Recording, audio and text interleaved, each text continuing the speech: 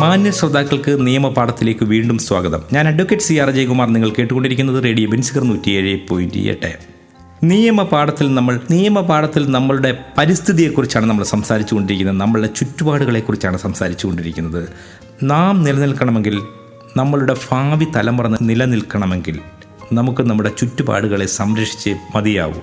നമ്മളുടെ ജലത്തെ സംരക്ഷിക്കണം, നമ്മളുടെ അന്തരീക്ഷത്തെ സംരക്ഷിക്കണം. പ്രകൃതി നമുക്ക് വരദാനമായി നൽകിയ എന്തിനേയും സംരക്ഷിക്കുവാൻ നമ്മൾ ബാധ്യസ്ഥരാണ് എന്നുള്ളതാണ് യാഥാർത്ഥ്യം.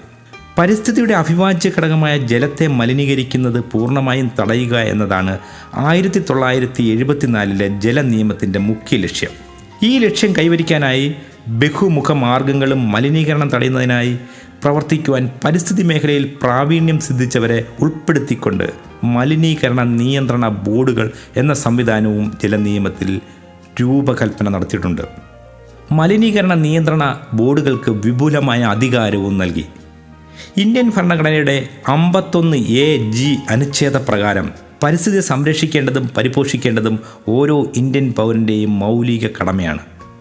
ജലമലിനീകരണം തടയുന്നതിനും നിയന്ത്രിക്കുന്നതിനും കുറയ്ക്കുന്നതിനും വേണ്ടിയുള്ള ജലനിയമം നിർമ്മിക്കുന്നതിന് ജലനിയമത്തിൻ്റെ ആമുഖത്തിൽ തന്നെ രേഖപ്പെടുത്തിയിട്ടുള്ള ചില കാര്യങ്ങളുണ്ട്. ജലം മലിനപ്പെടുത്തുവാൻ പാടില്ലെന്ന സുപ്രധാന വ്യവസ്ഥ ഉൾക്കൊണ്ടിരിക്കുന്നത് ജലനിയമത്തിൻ്റെ 24-ാം വകുപ്പിലാണ്. ഈ നിയമപ്രകാരം യാതൊരാളും അറിഞ്ഞുകൊണ്ട് ഏതെങ്കിലും ജലധാരയിലേക്കോ നദി, നീരുറവ, ഓടകൾ, കരപ്രദേശം തുടങ്ങി ഏതെങ്കിലും സ്ഥലത്തേക്കോ വിഷവസ്തുക്കളോ ഹാനികരമായ മറ്റു വസ്തുക്കളോ മലിനീകരണ വസ്തുക്കളോ പ്രത്യക്ഷമായോ പരോക്ഷമായോ കലർത്തുവാൻ പാടില്ല. കൂടാതെ ഇത്തരം വിഷവസ്തുക്കളും ഹാനികരമായ വസ്തുക്കളും മറ്റു മലിനീകരണ വസ്തുക്കളും കലർത്തുന്നത് അനുവദിക്കാനും പാടില്ല. ജലം മലിനപ്പെടുത്തുന്നത് അനുവദിക്കരുതെന്നുമുള്ള വ്യവസ്ഥകൾ ജലമലിനീകരണം പൂർണ്ണമായും തടയണമെന്ന ലക്ഷ്യത്തോടെ ഉൾപ്പെടുത്തിയിരിക്കുന്നതാണെന്നതിൽ സംശയമില്ല. ഭരണഘടനാനുസൃതമായ ബാധ്യതയ്ക്കൊപ്പം ജല നിയമവും ജലമലിനീകരണം തടയുവാൻ പൗരന്മാർക്ക് കടമകൾ പകർന്നു നൽകിയിരിക്കുന്നു. ജലനിയമത്തിൽ ഉൾപ്പെടുത്തിയിരിക്കുന്നതിൽ വെച്ച് ഏറ്റവും കടുത്ത ശിക്ഷാ നടപടികളാണ് ജലമലിനീകരണം നടത്തുന്നവർക്ക് നൽകുവാൻ ജലനിയമത്തിലെ 43-ാം വകുപ്പ് നിർദ്ദേശിക്കുന്നത്. ഈ നിയമപ്രകാരം കുറ്റവാളികൾക്ക് 1.5 വർഷത്തിൽ കുറയാത്തതും 6 വർഷം ആകാവുന്നതുമായ തടവും പിഴയും നൽകി ശിക്ഷിക്കാമെന്നാണ് രേഖപ്പെടുത്തിയിരിക്കുന്നത്.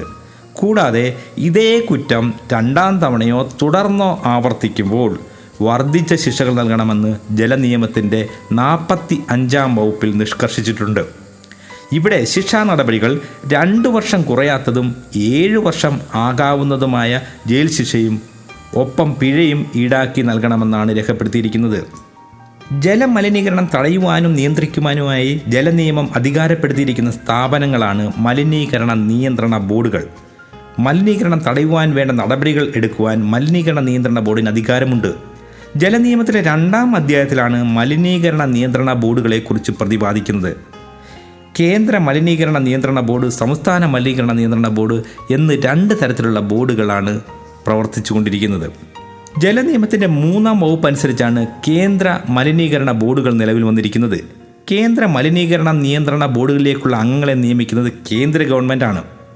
കേന്ദ്ര മലിനീകരണ ബോർഡുകൾ മാസത്തിലൊരിക്കൽ യോഗം ചേരേണ്ടെന്നതും മലിനീകരണവും അതുമായി ബന്ധപ്പെട്ട വിഷയങ്ങൾ ചർച്ച ചെയ്യേണ്ടതുമാണ്. അടിയന്തര ഘട്ടത്തിൽ ഏത് സമയത്തും ചെയർമാന് ബോർഡ് യോഗം വിളിക്കാവുന്നതാണ്. നമ്മൾ ജലമലിനീകരണത്തെക്കുറിച്ചാണ് പറഞ്ഞുകൊണ്ടിരിക്കുന്നത്.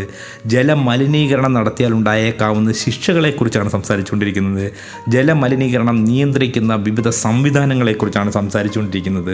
ഒരു ചെറിയ ഇടവേളയ്ക്ക് ശേഷം നമുക്ക് ഈ വിഷയത്തിലേക്ക് വീണ്ടും മടങ്ങി വരാം.